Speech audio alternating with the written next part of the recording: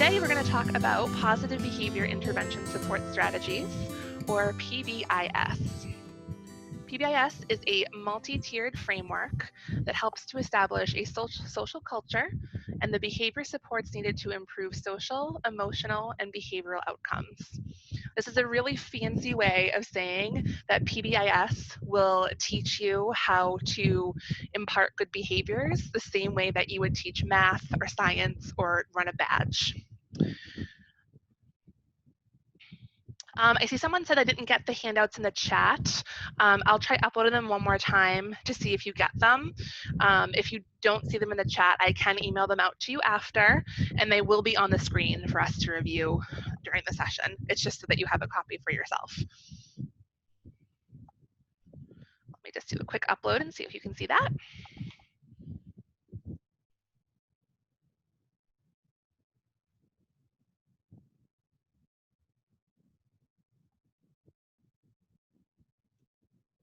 I'm putting those in there now if you see those coming up.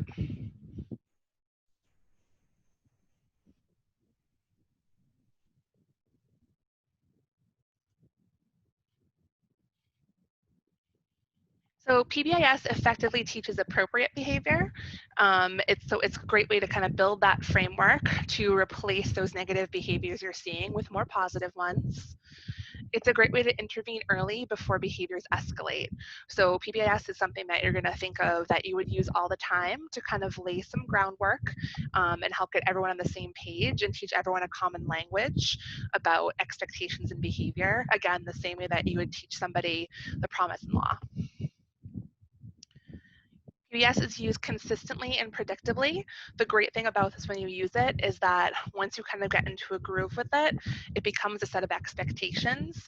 And it's really helpful, especially in large groups or groups of kids, to give them a way to expect that you're going to respond to them.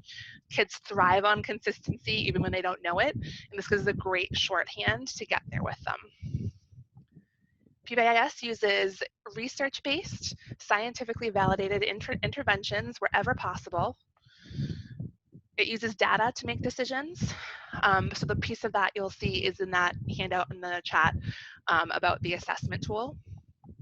The most important thing to remember about PBIS, it is not a punishment, and it should not be used only with one girl. So this should never be used as a reaction when you see a behavior that you would like a girl to change, but instead it should be used to lay a framework down for everybody in your troop to kind of give them a consistent set of expectations and ways to interact with each other. A lot of the language in the handouts you're about to see does deal with in person, but the thing I like really a lot about PBIS is it works so well in any setting with any group of people. I have used this with adults, I've used it with kids, I've used it when I've been running groups, I've used it in my personal life, and it works great online too, because it's teaching that expectation in a really clear and consistent, predictable way. So anything you see about being in the classroom or being in your troop meeting can be replaced with that Zoom setting, because everything that we need to have that one-on-one conversation or to make that connection we can do in Zoom if we're a little deliberate about it. So it's about, you know, using the girls' names, making that nice eye contact with them through the webcam, making sure they're paying attention, and really going through and using these in a planful way. So I'm going to stop sharing this screen for a moment. And I'm going to pull open another one. Just take me a second to get that there. Does anybody have any questions yet while I get to our new screen?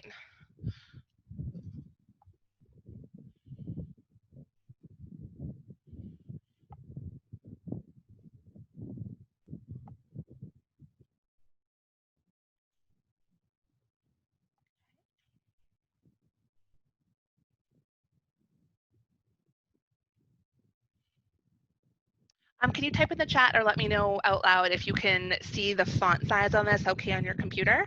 Because I can zoom in a little bit if it's not quite large enough.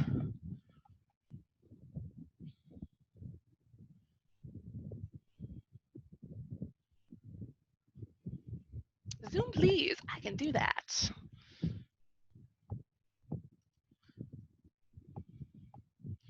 Let's go to the 200. Oh, wow, I can't see it. Gotta go a little less than 200.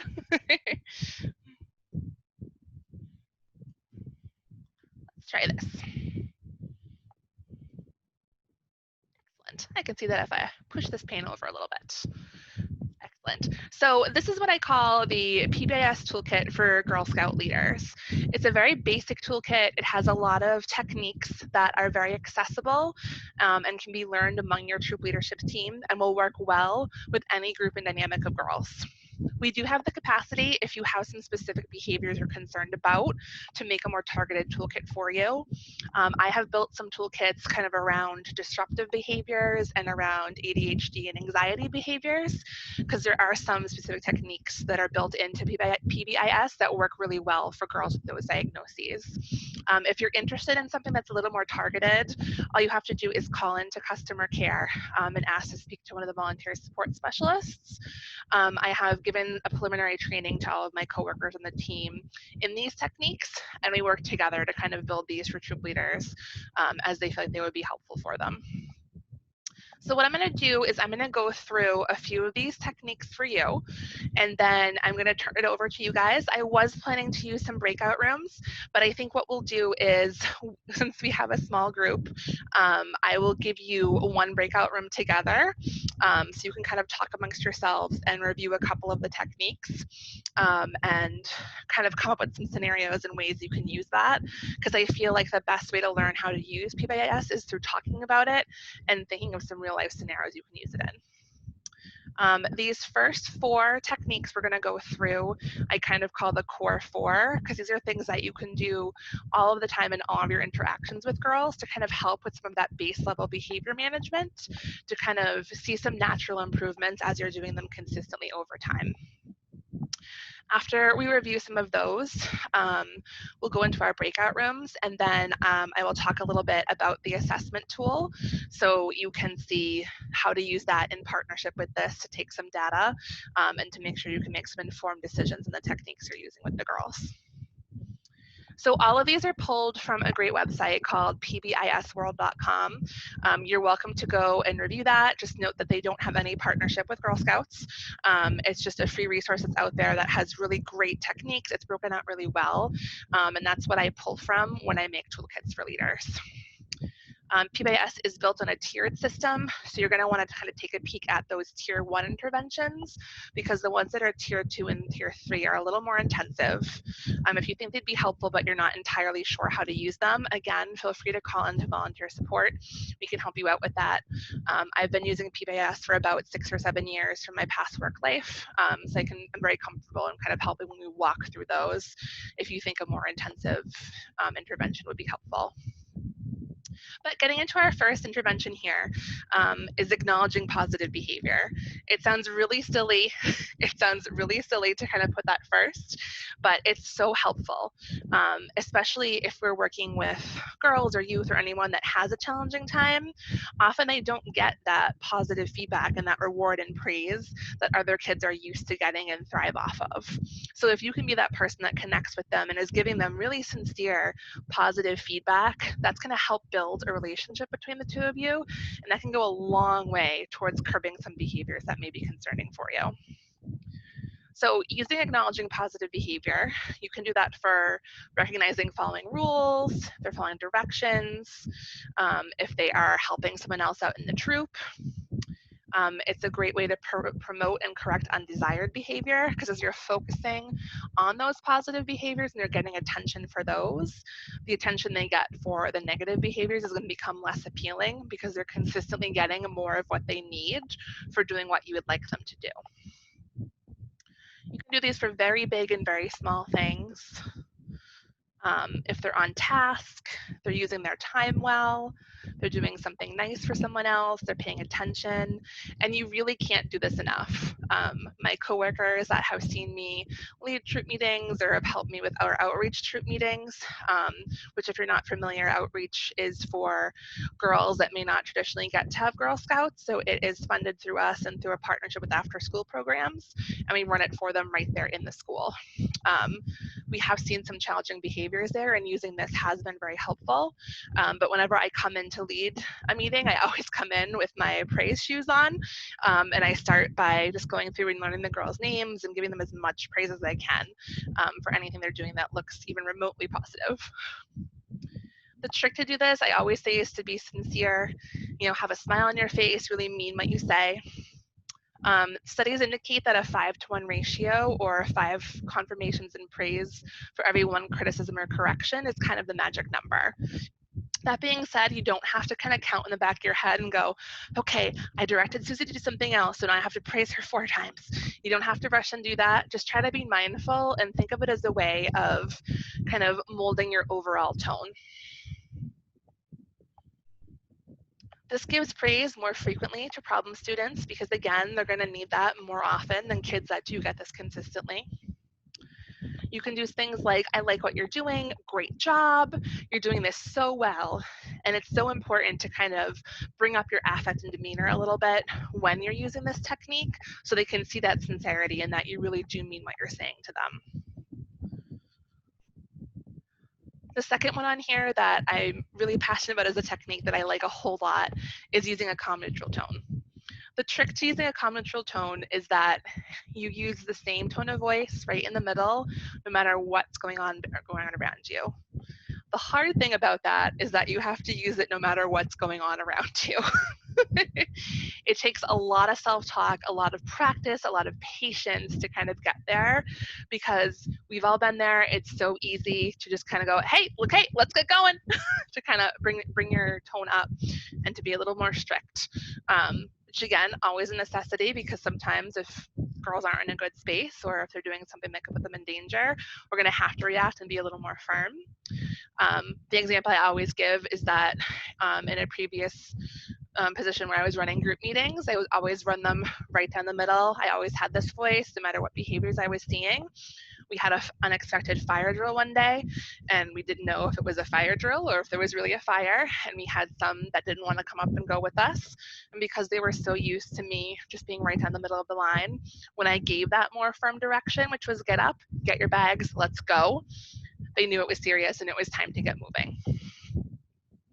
The great thing about calm neutral tone is it kind of creates a feedback loop for yourself, because if you're thinking you're always talking in this calm state of mind, you're going to feel like you're in a calm state of mind. It kind of helps to keep you right down the center as well. It also does some really natural role modeling for the girls, where they will take your lead in the way that you're speaking. And if they're hearing you and you're right down the middle, they're going to think, okay, things can't be that bad. And it's going to help them stay calm as well. It reduces tension. It keeps you in control. It keeps you in charge. Prevents them from making a scene and drawing in an audience. It diminishes the student's power and control in the situation. Girls are going to think of it as mature and adult when they're the way you handle things. It's soothing and calming. And then they're going to be extra attentive to listen to what you're saying as you're using this tone. It's really great to use this, especially if you're processing a problem with a girl, if you're having that one-on-one conversation with her about something that happened, because she'll know that even though there is a consequence for the behavior you were seeing, that you're not mad at her, you're not upset at her, things are going to be okay. It's great to stay in this level if someone's trying to engage you in an argument, because it's not going to be fun and it's not going to give them that feedback that they're looking for if they're trying to provoke you and this is all they're getting in return. Oftentimes that is enough to bring the girl back down. If someone's upset, if they're defiant, if they're anxious, they're scared, it can be really helpful to kind of bring them back down to your space with this tone. Giving directions if something's delicate or sensitive, again, they're going to listen, they're going to take it in, and it won't seem as scary because your tone is the same that it always is. This is a great way to use I statements, which is a way to frame what you're saying in a way where it doesn't place blame, but instead is talking about how it affects people. So saying something like, I would like for you to make a choice between doing your work at your desk or doing your work at this desk, rather than you need to make a choice now, but we're going to do your work. You can see the difference right there in the way that sounds and feels. If possible, if you need a minute, if it's tense, take a few seconds, take a few deep breaths, get yourself centered, try it out. I always say this is where it's important to have good communication with your co-leader so you can tap out and have them step in if need be.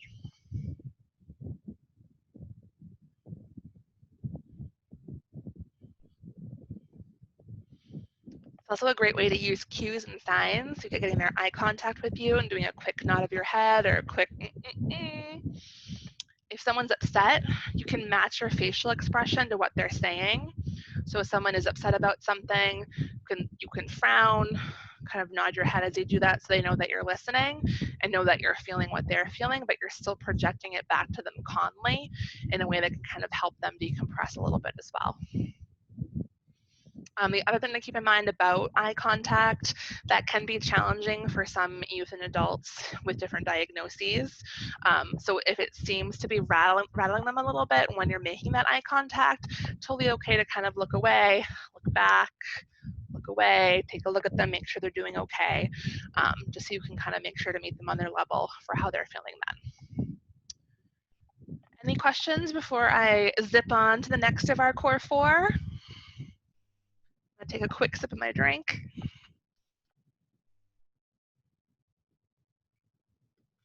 Excellent. This is one of my favorite topics to talk about.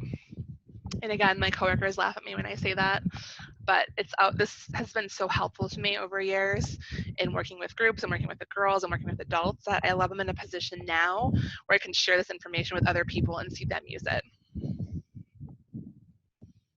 Avoiding power struggles is a huge one, especially as you get with older girls who are wanting to assert themselves more, and we're wanting them to assert themselves more and to take the lead, but we want them to do that in an appropriate way. We know sometimes if someone's upset, it may not come across correctly, and this can help to kind of de-escalate that situation. This prevents them from feeding off the attention of the rest of the group, and it helps to break that cycle of tension and intensity that you feel. It reduces the likelihood of any physical, verbal, or other conflict, and it establishes your position as being outside of the students' tactics and usual attempts to get what they want. And it helps you to remain calm and clear-headed and able to make good decisions and actions.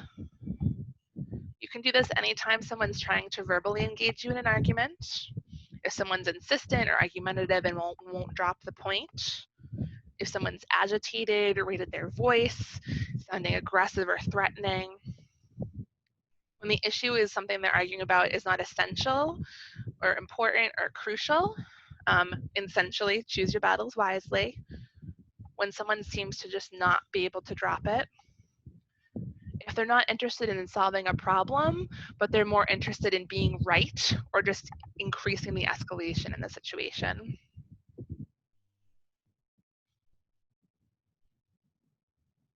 If they're taking it personally and can't handle it, this is a great time to kind of stop that interaction. And if you're giving directives, directions, corrections, or reprimands, this is a great technique to keep in mind. Much like the calm neutral tone, this takes a ton of patience and support and self-control and self-talk. You want to keep your responses brief, to the point, and succinct, and avoid talking at length or patronizing. Use that calm neutral tone. Do not match the emotional level of the students, but remain calm, cool, and collected. And what you're going to do is you're going to state the expectation and then walk away from the situation. Walk away doesn't mean that you just bail out on the kid or the adult if they're having a really hard time. It means that you're going to give them a little bit of space, essentially. So you're going to state your expectation, let them know that you can talk when they're ready, and just step away, a safe space so you can keep an eye on them, so they know that you're still present, but they have a choice to make at this time. You can offer several choices. I would say with younger girls, 2 should be adequate, and depending on how escalated they are, you may just want to stick to 2 as well. You're going to give them a timeline to decide within, and then you're going to do that walk away. You can try to state the expectation and consequence, tell the student the choice is theirs, and walk away.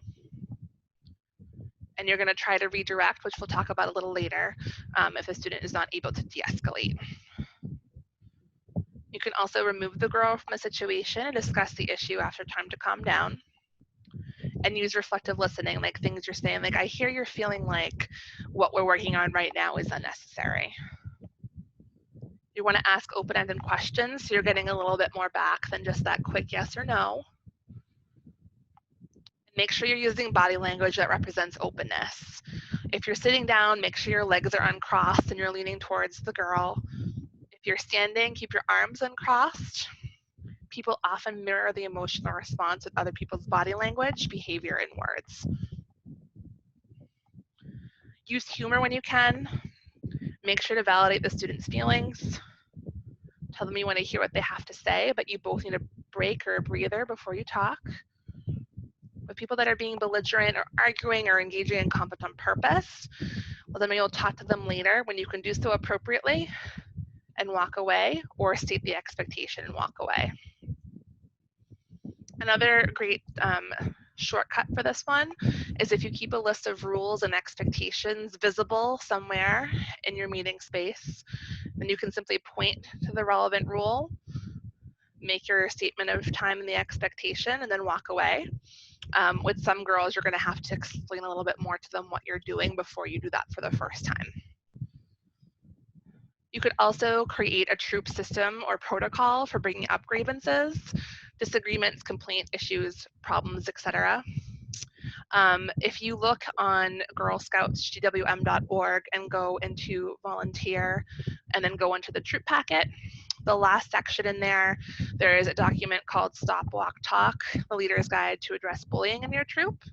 And in there is a framework which would work really well for addressing grievances, because essentially it's empowering the girls to take the lead in bullying situations, to feel comfortable that they're going to have the support of the adults in the troop and the support of their peers when they're telling someone to stop.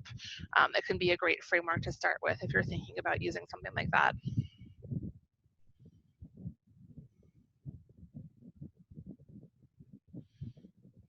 Okay.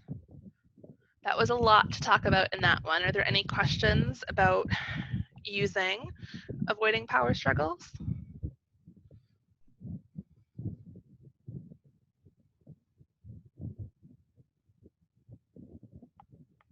All right. Excellent, thank you.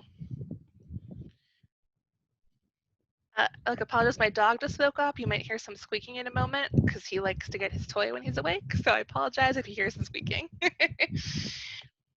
Redirection is easy and fast with good results many times. It helps save that instructional time. It helps to minimize distractions and misbehaviors. It improves students' attention and focus. It keeps the group on task. And it provides effective prompts with little effort. You can do that when the girls are off task, not listening, goofing around, talking out of turn. If they're misbehaving or off topic, they're not doing something correctly, or if they seem like they're confused or lost. This one is pretty simple to use. You're going to give them a quick reminder of what they should be doing, where they should be, what the expectations are, the rules, the routines, etc. You don't want that to be more than 1 or 2 sentences. You're going to give your redirection and then keep on with what you were doing. And you're going to be clear and concise with your statements. Make your redirection to the point. This can also be nonverbal. You can just use some eye contact or proximity. If you see the 2 links in this document, when you have that open on your computer, that's going to link you to a technique on the PBIS World website. So a redirection can look really simple, just something like you're talking to the girls, you're getting started on their badge work, there's a group of girls that are not really paying attention and kind of off task over there. You're going to say, remember, what we're working on right now is the next step to earn our badge. Thank you. And kind of go back to what you're talking about.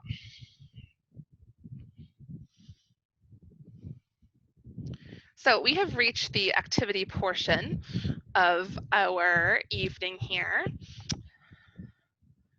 And because we are a lovely small group right now, what I'm going to do, were both of you able to open the document for yourself? I haven't tried yet. Okay. Give it a try, see if it opens. And then we'll just kind of go through it together right in the main area. If it's not opening though, I will just leave it up on my screen.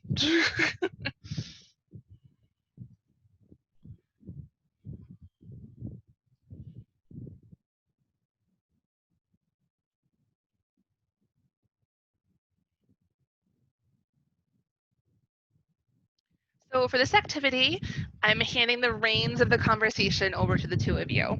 So we're going to spend about 10 minutes or so reviewing. I'm not going to make you do all 5 strategies.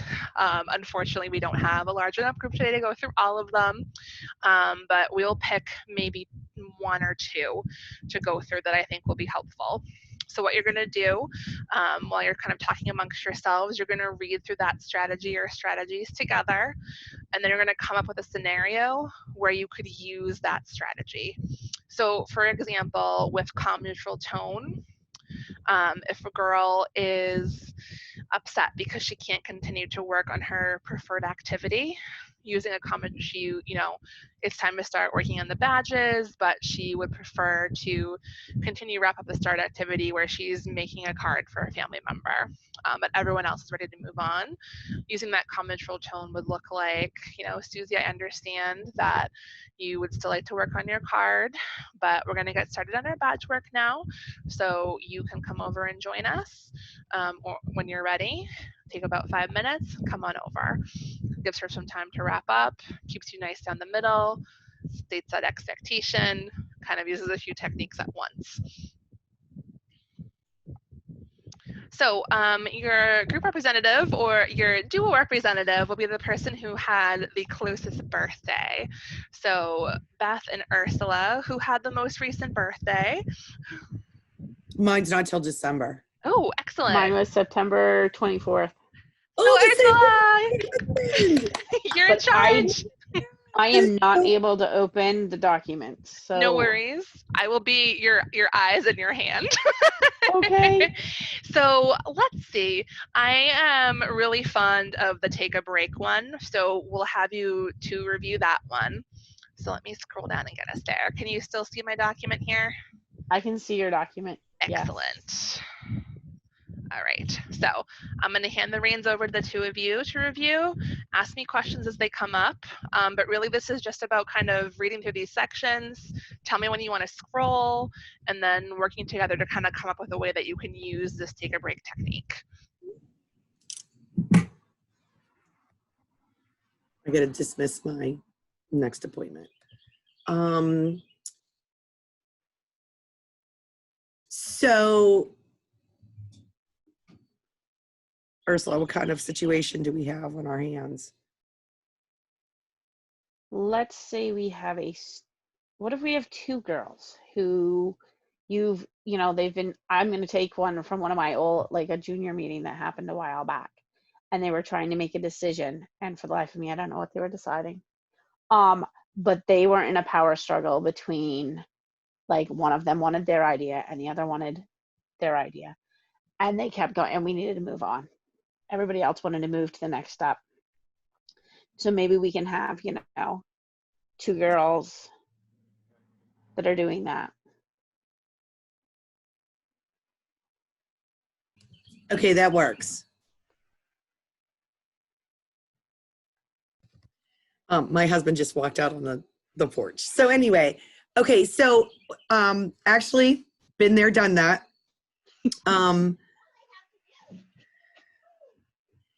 And so I think the first thing we need to do is they need to kind of separate or take a break from each other first, because they will keep bickering, right? Yes, they will. And they won't communicate with one another. So we ask them to take a break from each other. And in the case of a meeting, maybe it's, like, you can go to this side of the room and then you can go to that side of the room for just a moment. Yes. Yep. But then take a moment to think of not an argument. What's a better word for argument? A positive point to make their point. Nah, you don't want to use point twice, but you know what I mean? Like, get them to focus instead of the fighting, because that's what they're doing. They're focusing on the arguing, right? Right. So if they take a moment and think about their point, the point that they want to make. So was it only just these 2 girls? Did the troop ultimately have to, like, vote on it, or? Ultimately, we Yeah, so I had them doing the fist to five, and we had introduced the fist to five method. It was part of a journey that we had all done, and Okay. they loved it. It just got on this one thing. And I will say one of the girls involved has anxiety and ODD and some very like rigidity in thought. Sort of they're on par with some autistic Yep. um Tendencies. traits. Yep. And yeah, and so it was definitely an interesting, they were stuck and the other girl was stuck, and they were friends at the time, and we ended up just I had to do a majority vote instead of let's come to a consensus, because neither of them could. We took a break. I was like, we need to stop, we're going to revisit this, but we're going to move on to something else. Yeah, no, And that works. Mm-hmm. it didn't, because they were both just very it sort of Adamant. became this sort of, they were very adamant, and one Mm. of them feels like everybody is siding with some, you know what I mean, like they weren't siding Yeah. with. It Yeah. became like this popularity contest, and it happened frequently with my juniors that, and it's funny because now that they're That older, age. Yes, but they it's that can, age they get so catty with one another, and I know. they're so, involved, but then there's that sense of self they can't let go, which But they learn they're over working on time. developing it. That's part of Yeah. it. They're working on developing that sense of self, and so it's so strong. But yes, that fist of five used to become I'm going to vote 5 or 0. Like we had nothing in Yep. between. It was always hilarious. And I'd be like, let's remember, we're trying to decide what we can live with. Oh yeah, absolutely. And I Which don't think that's a take a break, but that's like a redirect or a remind, which I know Amanda brought up. I'm all about a multi-technique. Well, I feel like some of these have like either crossover or can be Yes, used together. oh exactly. yes, definitely. The thing to keep in mind with take a break too is I think a lot of kids, especially younger kids, now look at take a break and think, I'm on timeout, I'm in trouble. And the great thing I like about the way PBIS frames take a break is that you build it into part of your culture for your group, so that it's not just a reaction when someone's having a hard time or having an argument. It's something that's available for them to do anytime they need it. So if someone had a bad day, someone's just not in a good space, they can Yeah. ask for that take a break themselves, take that 5 minutes, go decompress and come back. So it becomes a coping skill versus I'm on timeout, I'm bad. Well, so we used that without knowing PBIS. We ended Yeah. up using that in a meeting because we had a girl who I, we met at the end of the day. And I think some days can just be such really long days. Yeah. And Yeah. she just didn't want to do sort of our opening activity. And so I was like, that's okay. You can take time. You can take a break. You can take a moment over there where it's quiet, and then come join us when we do our opening circle. Yeah. Because Yeah, we would do like a thing. Oh, we sorry, actually go. implemented, because I took my daughter from kindergarten to 5th grade, and then she didn't want me to be her Girl Scout leader anymore, and I was like, yay, because we need a Daisy leader. My daisies at my second year going back, and I did them for 5, almost 6 years. We had a table that we had an open activity, whether it was puzzles or coloring pages or whatever was there. We had another one that if they didn't want to do the activity, they didn't have to, but they were expected to come to our business meeting, and we gave it 10 minutes for opening, that opening part of it. We went into our opening ceremony and the meeting started. But that gave them just enough time to, if they were out of sorts, to bring themselves back into them. Because we're talking 5, 6, 7 year olds. You know Right. what I Yeah. mean? It is a long day. Our meetings were from 6 to 7, no snack. Everybody had to go to the bathroom before they walked in the doors. You get to that point where you've got them down to a schedule, which does help with some of those behaviors that pop up out of nowhere. Right. Even with juniors, I think I scheduled bathroom breaks because we had 2-hour meetings directly after school. So it was come in, put your stuff down in a specific area, go get water, We had an opening activity because all the classes, nobody lets out on time ever, or the same time in a school, apparently. So waiting for people to come in, there was always an opening activity. And then we used to do yoga. Oh, And so we would nice. have somebody Love lead it. us through yoga until the girls just said, we don't want to do this anymore. And we're starving. Like they haven't eaten for 3 days, starving. And so we want to come in and just start in on snack. So like, okay, we can do snack first. I'm okay with that. And so that's what we started doing. But yeah, it was okay. And now everybody needs to go try the bathrooms Mhm. because I can't keep stopping the meeting every 5 minutes for a different bathroom break. So yeah. Absolutely. Excellent. Let's see. Take another quick peek at one more. Let's do this one. Gotta find where it is in my list. So, alternative modes of completing assignments. If you want to read a little bit about this one before you dive into it, you can totally do that. Thank you. Let me know if you need me to scroll.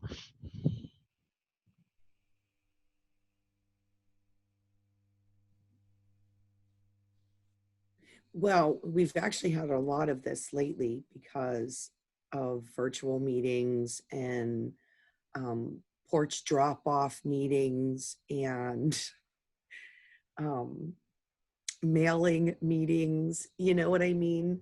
And it's been interesting to see, even with, you know, those families that have gone virtual for homeschooling, how quickly some get their Girl Scout assignments done and their mom or their dad saying, hey, now that they're done with this Girl Scout meeting, they got to go get their homework done, you know, on that Zoom meeting. And we're like, go. You know what I mean? So That's amazing. it is. And they share pictures of their journey of whatever they're working on, and it's kind of cool. But yes, because you've got those kinesthetic learners. Daisy, I can't even imagine trying to have virtual meetings with daisies, because you're talking maybe 20 minutes max, if even Yeah. that. 8 If minutes that, is yeah. probably where their attention span is at this moment. You know what I mean? Oh yeah. Um, and it's just a different little world that we live in right now We with have this. not actually done many virtual meetings or any, because my families don't want to do them. They are just, The face-to-faces, yeah. they prefer the face to face. I've had parent, like I was like, coming back to this year, I kept asking, I'm like, I will do virtual meetings with you guys, but I don't want to sit there ready to do a meeting and having prepped for it if nobody's coming. And so if you want it, let me know that you're going to come. And nobody wanted to come. And I was like, okay, I can hear you, right? Like, so March, everybody got sent home from school and they're looking at screens all day in a virtual meeting. So I was like, we do not have to do this. And my kids have not particularly been ones, my daughter does, but to do stuff like on their own. Like if I'm like, hey, we're going to have homework, that doesn't go over well. But like we've done these alternative ways because we've had kids who have different learning abilities, even though they're in the same grade. You know, like we have kids who are not strong writers or kids who are like amazing artists. So I've always been like, hey, if you don't want to write out your answer, you can draw your answer or you can videotape. Or, you know, we have kids who do makeup work. And I'm like, look, you can either draw it, you can physically make something, you can make me a video, but you got to send it to me to get the credit for the badge work. Yeah, absolutely. There's nothing wrong with that.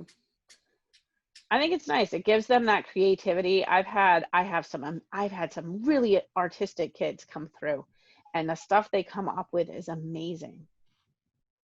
That's awesome. It's great to have that kind of flexibility, you know, virtually or in regular troop meetings.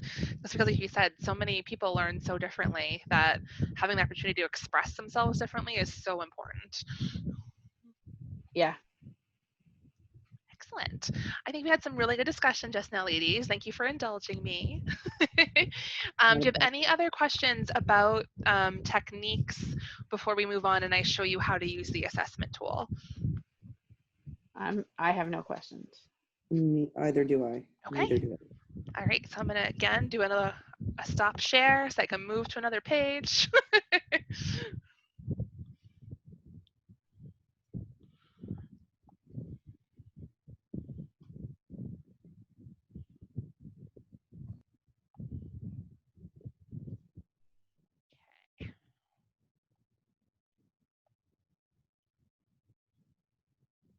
So one of the things I've always liked the most about PBIS is it allows you to really dig into those behaviors and kind of track them and see what's happening. So I drafted this assessment tool just to kind of help leaders kind of get a sense of what's going on in their troop.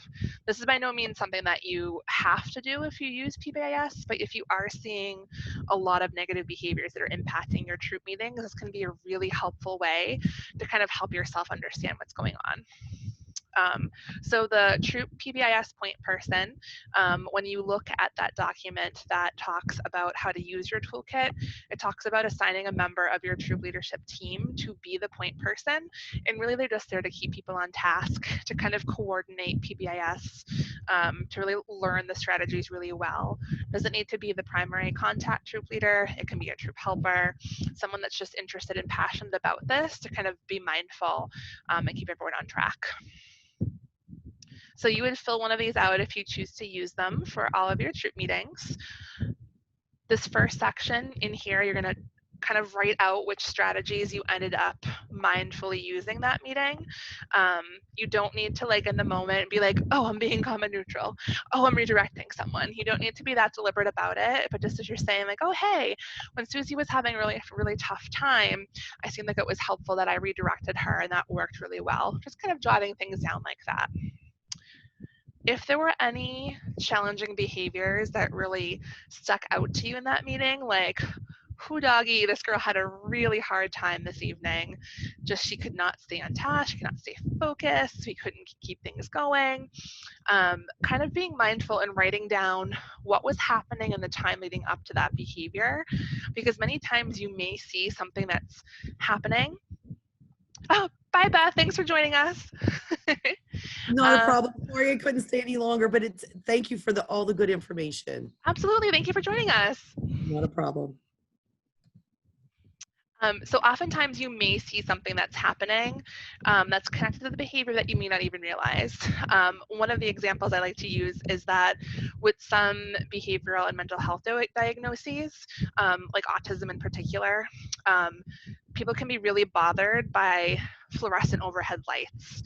And it's not something that you would always think of or really notice, but sometimes when you have those fluorescent overhead lights, there's a buzz associated with that that can really bother someone that has a hard time processing different sensory input.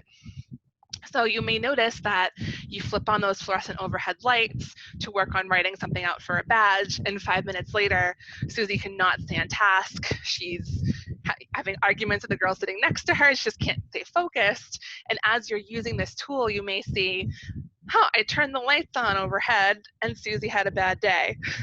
Next day, I turned the lights on and Susie had a bad day. That kind of gives you an opportunity to kind of play around with your environment and what's happening around the behaviors to see what may be causing them. You can write down what was effective. So if there was a technique that worked really well, just jotting that down so you can make sure to keep that in mind for next time you have your meeting. What might work better next time is a place to brainstorm. Like, hey, things we tried didn't seem to work today. What can we try next time? Let's look at our toolkit, see what's in there, see what we haven't tried yet. The trick when using the toolkit is to use that person-first language and to keep it centered on problem solving. So instead of writing, Susie was rude and disruptive all day and would not listen, it would be something like, Susie seemed to have a really hard time getting along with her peers today. What could we try differently next week? Because even just talking about that really changes the framework and your way you're thinking about the situation and kind of puts you in that problem-solving mode. So this is kind of has two sheets. It's front and back. Can print them out and use them as your meetings if you think it would be helpful. This is kind of based off of a behavioral management technique for behavior tracking called antecedent behavior consequence, ABC sheets. I just kind of broke it down to be a little more relevant for Girl Scouting.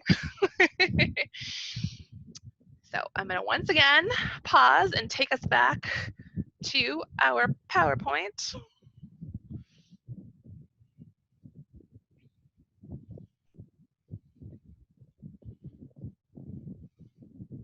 So thank you for joining me today for Positive Behavior Intervention Support. We have some more great workshops coming up over the next couple of weeks.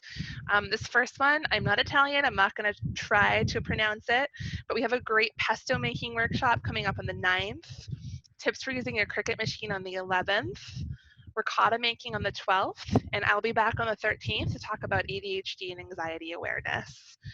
Check on our website and you'll see some more workshops as we add new ones. We're putting new ones on all the time, and we'll look forward to seeing everybody there. Thank you so much again for joining me, and I hope you have a great evening. Thanks, Ursula. Thank you, Amanda. Have a great night. Bye.